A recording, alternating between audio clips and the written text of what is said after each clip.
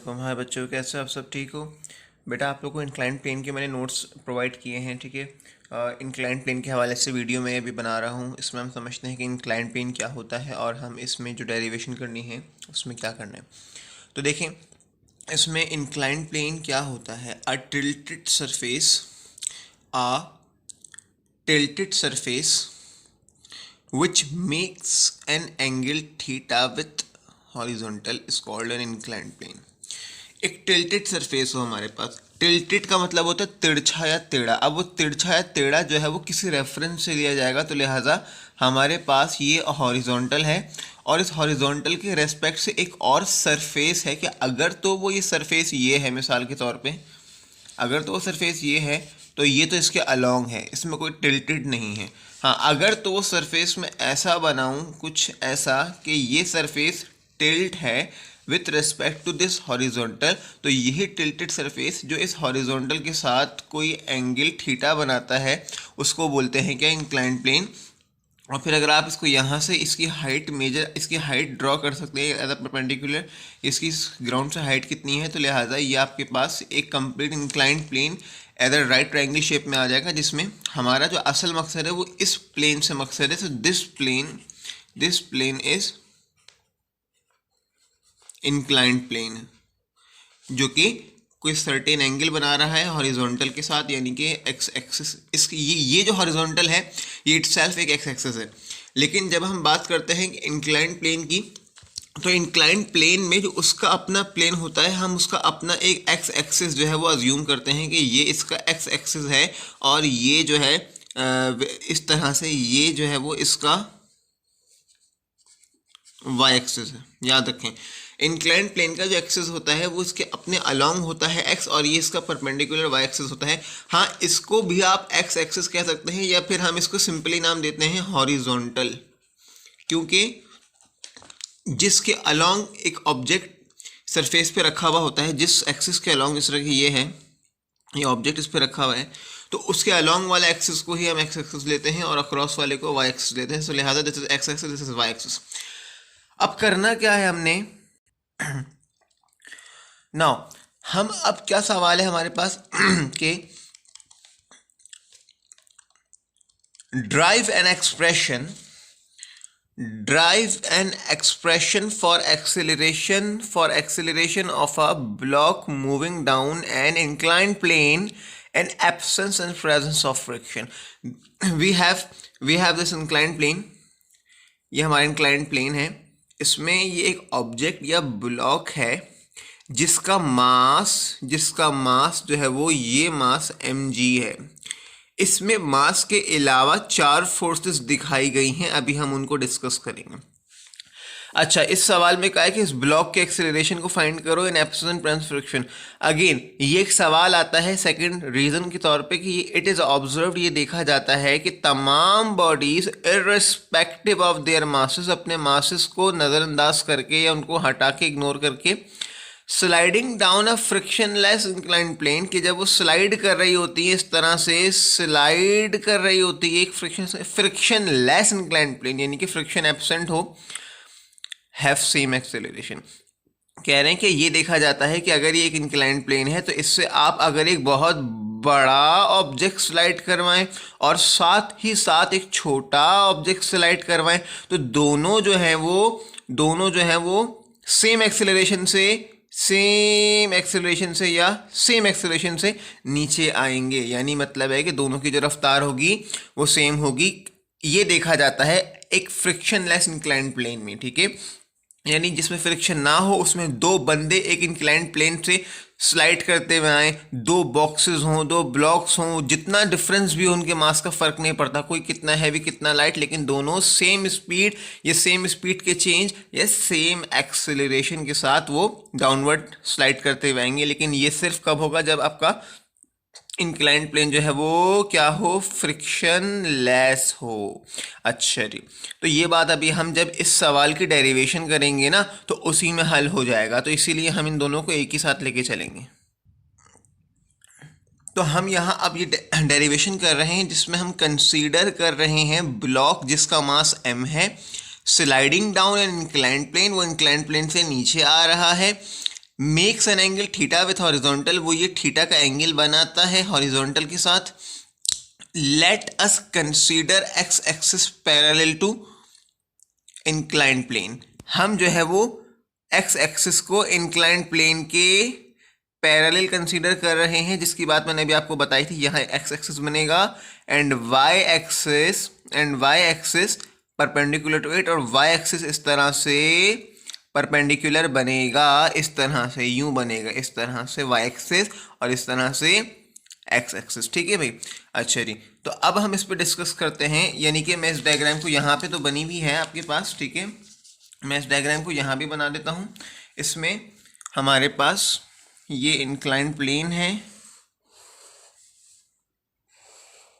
इसमें ये ब्लॉक है, ठीक है भाई, ये हमारा एक्स एक्सिस है और ये हमारा जो है वो वाई एक्सिस है। ठीक है, इसको आप डॉटेड एक्सपेंड कर सकते हैं इस तरह से।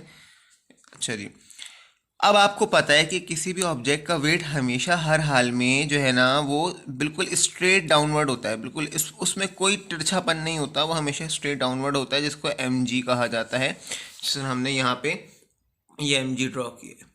इसके अलावा आप गौर करें, इस पे 4 फोर्सेस हैं, और वो क्या है इसमें लिखा हुआ देखें, there are 4 forces acting on this block. सबसे पहली वाली फोर्स की बात करते हैं, वो क्या है? सबसे पहली वाली फोर्स हमारे पास है, सबसे पहली फोर्स हमारे पास है parallel component of weights block. ये जो ब्लॉक है, ये जो ब्लॉक है आपके पास, इसका जो वेट है ना, इसके वेट का पैरेलल कंपोनेंट, इसके वेट का परपेंडिकुलर कंपोनेंट, ये देखिए parallel component of block weight, जिसको नाम दिया डब्ल्यू एक्स या W parallel, W sine theta, acting along X axis and moving the block downward. क्योंकि आप देखें ये वाला जो फोर्स है ये इस ब्लॉक को नीचे लेकर आ रहा है। फिर क्या है? Perpendicular component of blocks weight W Y या W perpendicular W cos theta along Y axis, ये रहा वो वाला कंपोनेंट। ठीक है भाई। अच्छा जी, उसके बाद चौथा क्या है? Normal reaction R of surface of inclined plane along Y axis acting equally and oppositely to W cos theta. देखें ये रहा इंक्लाइंड प्लेन के सरफेस का रिएक्शन, जो वो इस ऑब्जेक्ट का जो वजन है, जो इसका दबाव है, इसका वजन है, उसके एक्शन के रिएक्शन के तौर पे देगा।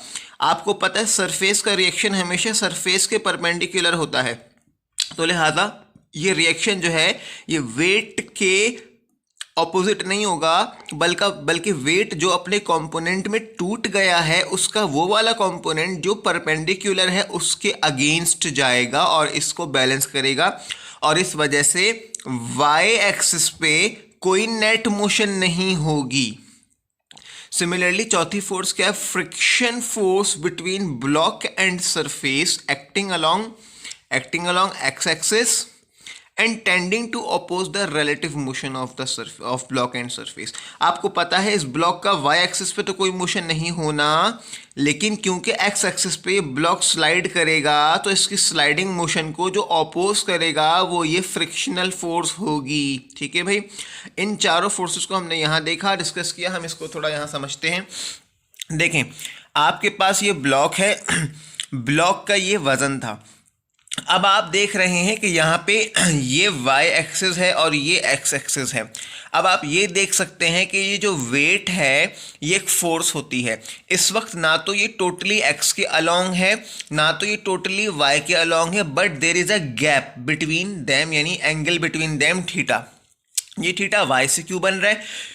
क्योंकि अगर तो आपका सरफेस प्लेन होता, टिल्टेड ना होता, हॉरिजॉन्टल होता, तो आपको पता है कि जो वाई एक्सिस है ये और वेट, वाई एक्सिस और ये वेट, इसको मैं थोड़ा चेंज करके बना रहा हूँ ब्लू से, कि ये वेट आपको पता है इस वक्त वाई एक्सिस के पैरेलल होता और थीटा होता है 0 डिग्री। लेकिन अगर यही सरफेस अब टिल्ट हो जाए, यही वाला जो सरफेस है ये टिल्ट हो जाएगा, तो ये वही टिल्टेड सिचुएशन ये वाली है, जिसमें आप देख रहे हैं कि जो वाई एक्सिस होगा वाई एक्सिस जो है वो प्लेन के साथ टिल्ट हो जाएगा, वो प्लेन के साथ टिल्ट हो जाएगा, जबकि वेट अपनी जगह कायम रहेगा। तो अगर तो ये टिल्ट हो जाता है और वेट अपनी जगह कायम रहता है तो ये वाई एक्सिस, और अब now there is some gap, पहले एंगल जीरो था, अब एंगल जीरो नहीं है, तो लिहाजा जो वेट है वो वाई एक्सिस के साथ एंगल बनाता है। सो लिहाजा जब आप इसको रिजॉल्व करेंगे, जब आप इसको रिजॉल्व करेंगे, एक कंपोनेंट अलोंग वाई आएगा, एक कंपोनेंट अलोंग एक्स आएगा।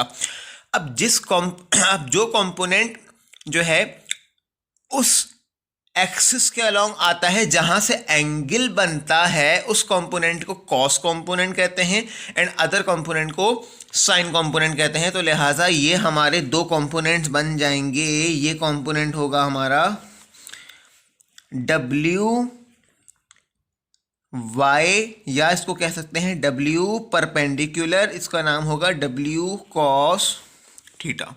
और ये वाला कंपोनेंट जो हमारा बनेगा, ये वाला कंपोनेंट, इसको अमूमन हम यहाँ सेंटर से भी बना सकते हैं कि इस तरह से यूँ बना लें, आप इस तरह से बना लें इसको, ठीक है। तो ये कंपोनेंट जो होगा हमारा, इसको बोलेंगे डब्ल्यू पैरेलल या W X equal to W sine theta. Again देखिए, इसको मैं एक्स इसलिए कह रहा हूँ क्योंकि अलोंग एक्स एक्सिस है, लेकिन एक्स का मतलब हमेशा कॉस नहीं होता है, एक्स का मतलब साइन भी हो सकता है डिपेंडिंग ऑन द एंगल, ठीक है। तो ये हमारा डब्ल्यू साइन थीटा और डब्ल्यू कॉस थीटा। अब हम ये देखते हैं कि इस ऑब्जेक्ट की स्लाइडिंग मोशन में कौन रिस्पॉन्सिबल है, तो उसमें हम नेट फोर्स चेक करते हैं, नेट फोर्स। अब नेट फोर्स की में आप ये देखेंगे कि along Y axis motion is zero. क्यों? कि reaction force balances W cos theta. Reaction force, ये जो रिएक्शन फोर्स अपवर्ड है, ये बैलेंस कर रही है किसको? डब्ल्यू कॉस थीटा को। So there is no motion along Y. Now along X motion क्या है? आप देख रहे हैं कि ब्लॉक स्लाइड कर रहा है, लेकिन इसको ऑपोज करेगा इसका फ्रिक्शन। ये फ्रिक्शन कहाँ पाया जाएगा? ये फ्रिक्शन पाया जाएगा इस सरफेस और इस ब्लॉक के कांटेक्ट की वजह से। यहाँ फ्रिक्शन ऑपोजिट डायरेक्शन में पाया जाएगा, जो इस ब्लॉक की रिलेटिव मोशन को, इस ब्लॉक और सरफेस की रिलेटिव मोशन को ऑपोज करेगा। तो लिहाजा यहाँ पे नेट फोर्स क्या होगा? W cos theta, sorry W sine theta minus friction. इसमें मैंने इसको पहले क्यों लिया? क्योंकि ये ग्रेटर है अगर तो ऑब्जेक्ट स्लाइड कर रहा है, और अगर स्लाइड नहीं कर रहा तो ये दोनों बराबर होंगे। फिलहाल हम नेट फोर्स की बात करते हैं, तो नेट फोर्स क्या होगी? W sine theta minus F. अच्छा जी, यहाँ आप देखें तो इसमें बता दिया है कि as there is no net motion of block along Y axis but as block slides down, so net force along X axis will be, क्या होगी? Net force W X minus F. अब यहाँ डब्ल्यू एक्स का मतलब है कि X component minus friction. So यहाँ पे आप देखते जाएं तो ये हो जाएगा W sine theta minus F. यहाँ तक हमने बात करी, जिसमें हमने यहाँ बताया कि नेट फोर्स हमारी जो होगी, नेट फोर्स यानी एफ क्या हो जाएगी आपकी? वेट का एक्स कंपोनेंट मैंने वहाँ लिखा हुआ है, आप चाहें तो इसको एक्स कंपोनेंट लिख दें और या आप चाहें तो इसको पैरेलल कंपोनेंट लिख दें। इसके बाद आपको पता है कि एफ बराबर होता है एम ए के, तो ये हो जाएगा एम ए इक्वल टू, और वेट आपको पता है एम जी होता है, लेकिन ये कौन सा कंपोनेंट है?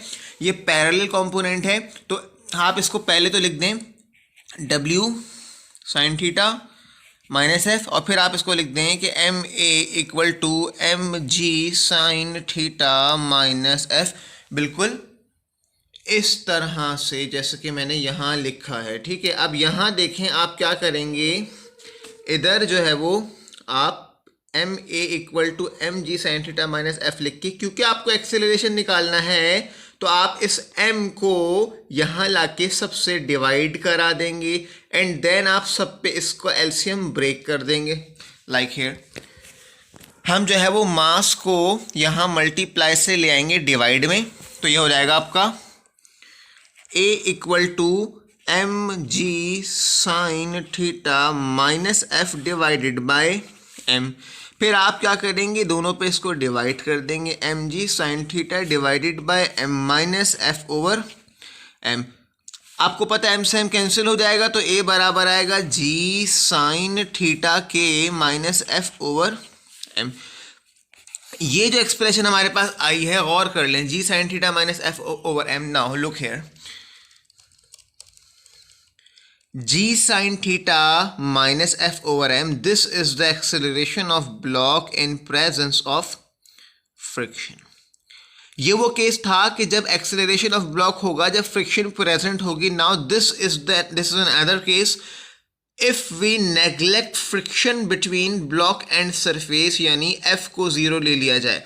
अगर आप फ्रिक्शन को नेग्लेक्ट कर दें, यानी आप बात करें फ्रिक्शन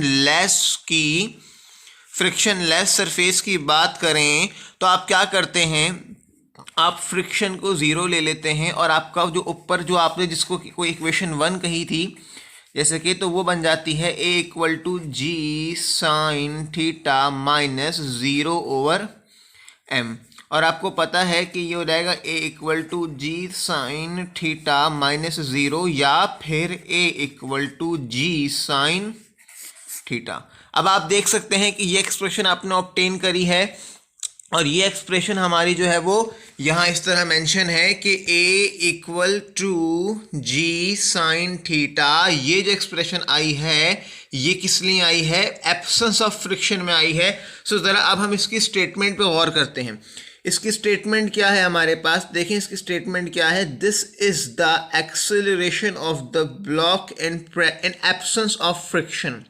यह एब्सेंस ऑफ फ्रिक्शन का एक्सेलरेशन है and this proves that all the, ये इंपॉर्टेंट बात है जिसको हमने रीजन में जवाब देना है, and this proves that all the bodies, तमाम bodies sliding down a frictionless inclined plane have the same acceleration. उनका सेम एक्सेलरेशन, एक जैसा एक्सेलरेशन होगा इररिस्पेक्टिव ऑफ देयर मासेस, भले उनका मास कुछ भी हो, because it is independent of mass of body. जैसे कि आप देख सकते हैं कि इस फॉर्मूला में मास नहीं है, तो लिहाजा ये वाला जो फॉर्मूला है ये इंडिपेंडेंट ऑफ मास है। तो किसी ऑब्जेक्ट का कितना भी मास होगा फर्क नहीं पड़ेगा, उसका एक्सेलरेशन वही होगा जो डिपेंड करेगा ग्रेविटी पे और एंगल पे डिपेंड करेगा।